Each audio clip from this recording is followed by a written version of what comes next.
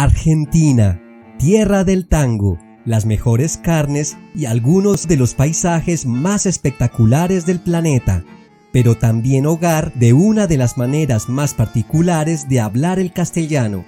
Descubre qué es lo que hace el acento argentino tan especial y por qué algunas veces cuesta trabajo entender para otros hispanohablantes.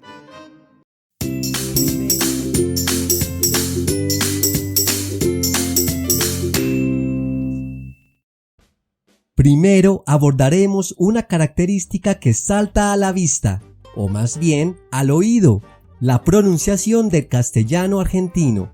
Y para esto nos enfocaremos en la variante rioplatense, la cual se extiende desde Uruguay hasta buena parte del territorio central y austral de la República de Argentina, que incluye la ciudad autónoma de Buenos Aires.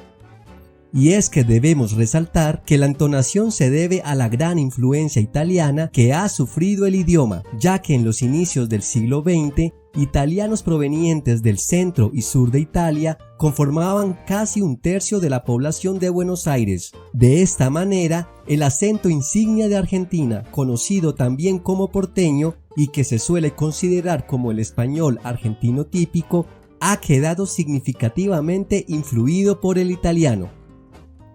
Cabe mencionar que cuando nos referimos a este acento, incluye también en gran medida al acento uruguayo, ya que son bastante similares con diferencias muy sutiles o a veces imperceptibles para el oído no entrenado.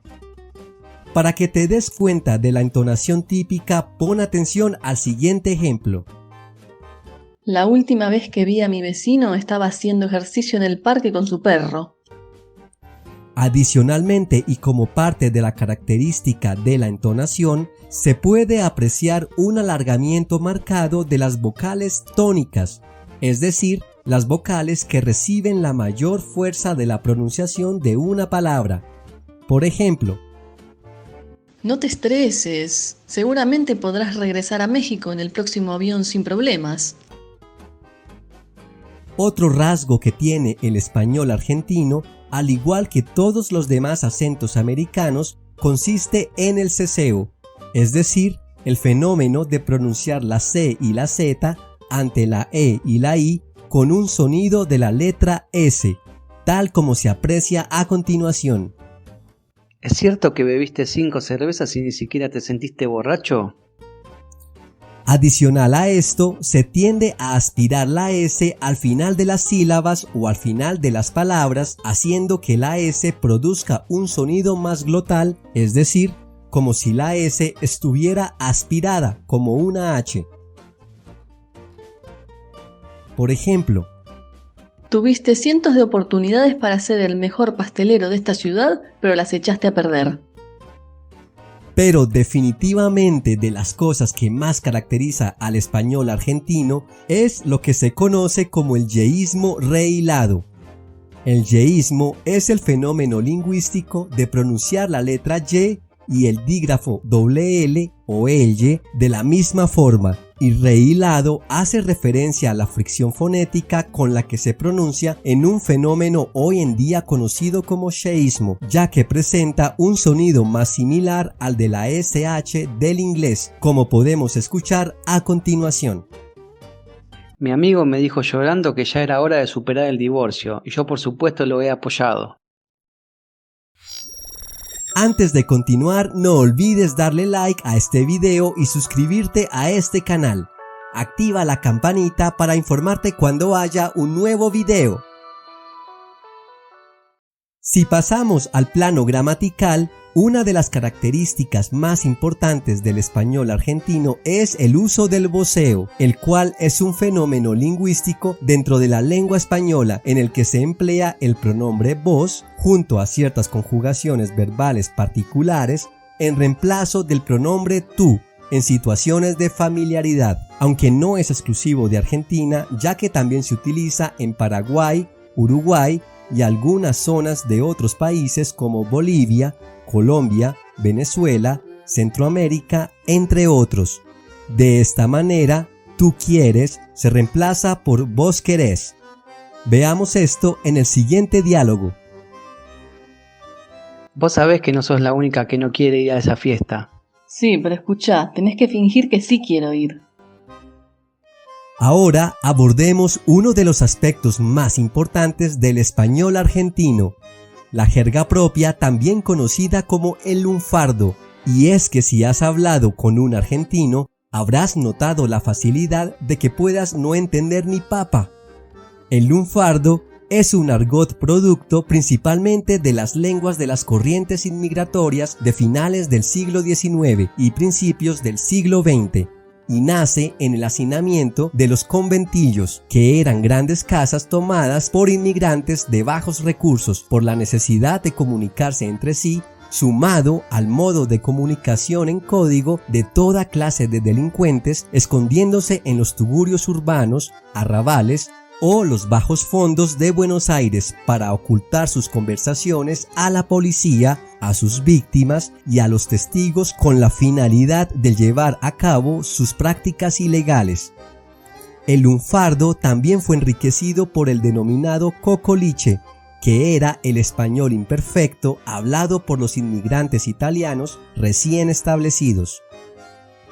Pero no fue sino hasta la década de 1930 que las expresiones de la cultura popular como el tango y el sainete colaboraron para la propagación de todas esas palabras que eran hasta ahora restringidas al bajo mundo de la comunicación, al lunfardo y al cocoliche, y abrieron un camino de propagación a las altas clases sociales, por lo que el lunfardo quedó al alcance de prácticamente toda la población argentina, ya que el tango expresaba en sí un reflejo de todo ese argot que había sido marginado por décadas.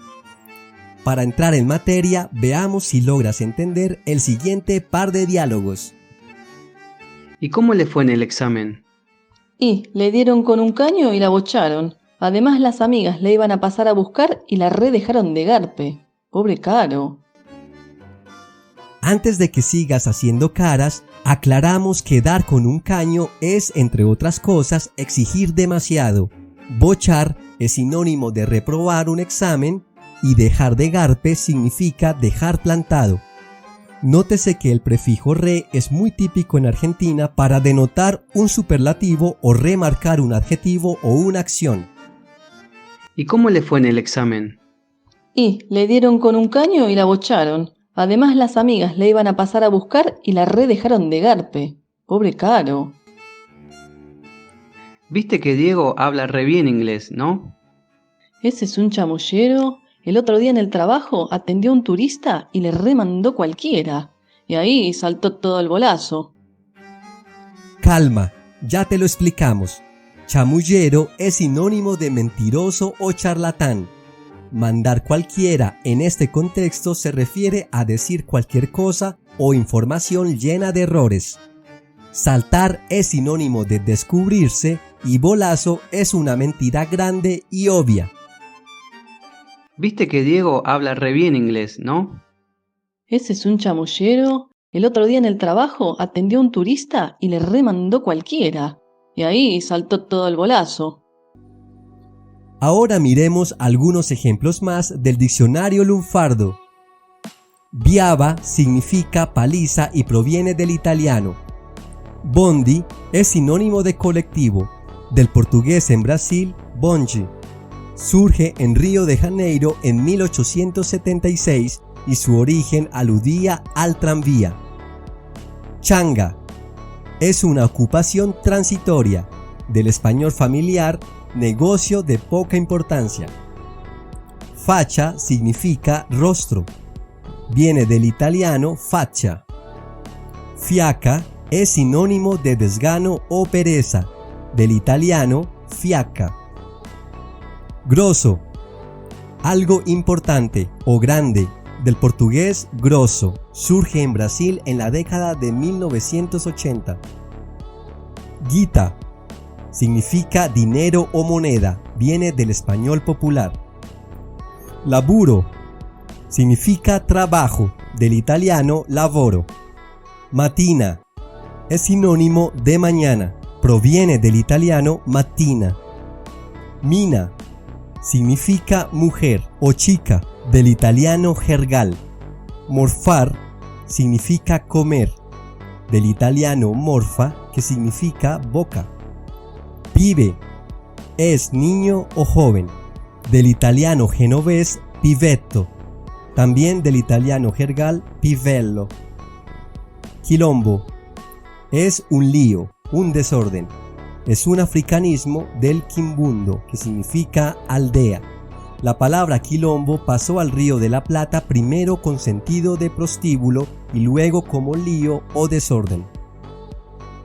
Trucho es algo falso, falto de calidad, del español trucha, que significa persona astuta. Pero no nos podemos despedir sin hablar del famoso che.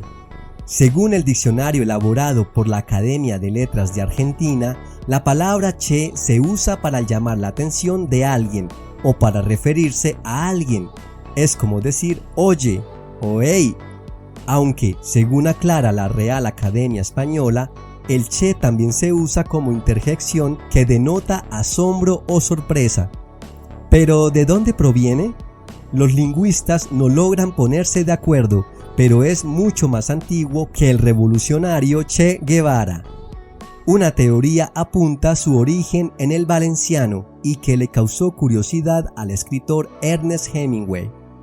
Otros afirman que se originó en Venecia, donde apareció el dialecto del cocoliche, que transmitió muchas palabras al lunfardo.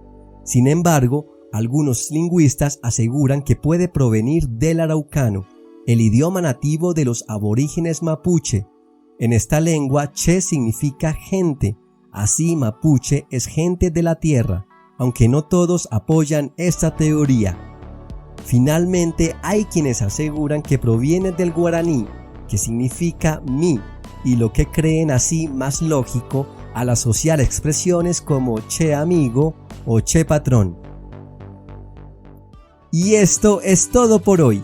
Si te gustó este video, no olvides darle like y suscribirte a este canal. Te invito a activar también la campanita para informarte cuando haya un nuevo video. ¡Hasta pronto!